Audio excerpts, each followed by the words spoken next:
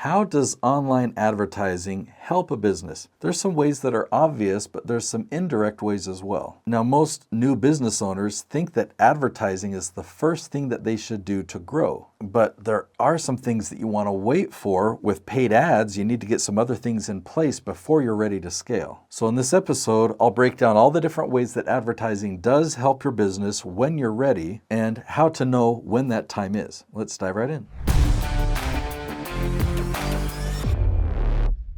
So the real purpose of advertising is not to fix what's broken. So if you have a broken offer or an offer that you just haven't fine-tuned enough and it's not working yet, sending more ad traffic to it is going to be a disaster, or it's just going to be a waste. So your messaging needs to be tested, your positioning in the market, that all needs to be tested and refined. And so paid ads will just amplify what's not working. Whatever direction you have momentum in, ads will just increase that momentum. The good thing about paid traffic, and it doesn't have to be a high dollar amount, you could spend $100 or a couple $100 there, is you'll get quick answers, right? It will amplify everything so that you can find where your bottlenecks are. Now, there's other pieces that you need to have in place as well, such as nurturing, lead follow-up, your sales conversation, and your fulfillment. So have you ever heard of too much of a good thing? I mean, a business can have way more leads than it can handle, and depending on what systems or what team you've got in place, you can pay for ads and get a lot more in there and have a lot fall through the cracks. So let's list off the pros of paid advertising. So the first pro is it brings speed. I mean, you get quick feedback, you get quickly in front of an audience that you can test, and it allows for controlled testing of your messaging and of your offers. So all of this testing and feedback can help you really dial in your funnel, and you can find all the different pressure points, all the different bottlenecks or drop-offs. Now, we don't need to spend a lot of time on the negatives. The negatives really are low lead quality. You have to really sort through a lot. The reason being is all of this paid advertising is interruptive. You know, they're doing something else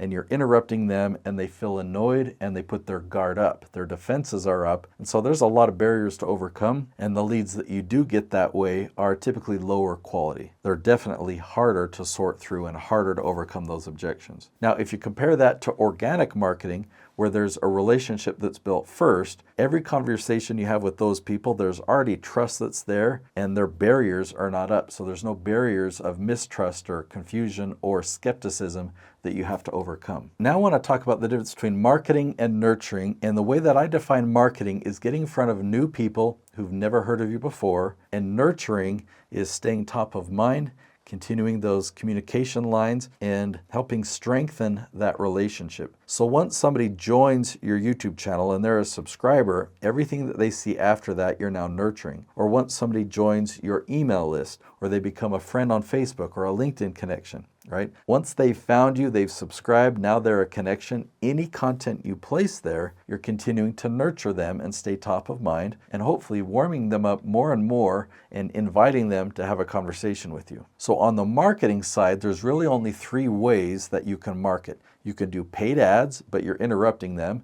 So there are a lot of the pros of the paid ads, but you just get low quality leads from it. So you can do paid ads, you can have something go viral, but virality for a business is actually not very good because it goes viral for other reasons. It goes viral because it's entertaining or funny or interesting or something like that, but it's not being found by people who are actually searching for that answer or for your guidance or for your coaching, right? So going viral doesn't typically bring in lead generation, so it's not the best form of marketing.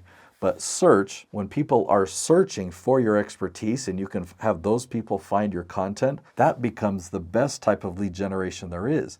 The leads that come to you already trust you. It's like a referral from a happy client. So let's talk about when should you start with paid ads? When should you start with organic lead generation? The way that I look at a business in a simple way is 3 different areas. So the first phase or first stage of your business or first stage of a client is through lead generation, right? And in the beginning, you might just get leads through referral and word of mouth, people that know you personally. Stage 2 is that sales and conversion. How do you turn that lead into a customer or client? And step 3 is fulfillment, where you're taking care of them, you're delivering, you're meeting their expectations and even exceeding them so that they're happy and so that they give you a referral, right? So your business needs to have all 3 phases up and running. You need to have momentum in your business. Even if it's just a slow momentum, you need to have all 3 phases in place. Now, you can start the paid and the organic simultaneously. It is good to start the organic as soon as possible because organic takes some time. It can really take several months to start picking up that momentum. And if you're desiring a 7-figure revenue stream,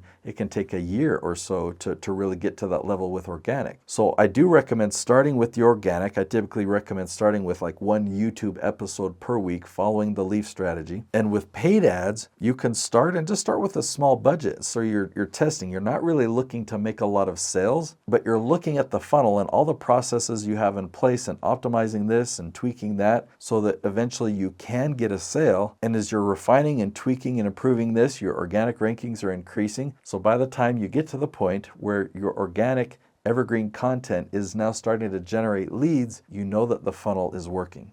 I'm a visual person, so hopefully the way that I painted that picture made sense to you. The next step that you're probably wondering about is how do you get this organic evergreen content? How do you make YouTube videos actually bring in leads? And the next episode, I go into a lot more detail on that. I teach you how to dominate YouTube step by step. The good news is YouTube is the key to Google and ChatGPT. So in this next episode, I'll link to it right there. You're going to learn how to create the right type of content, get it to rank at the top of YouTube so it starts generating leads there, and it'll rank in those other 2 places, Google and ChatGPT. I'll see you there.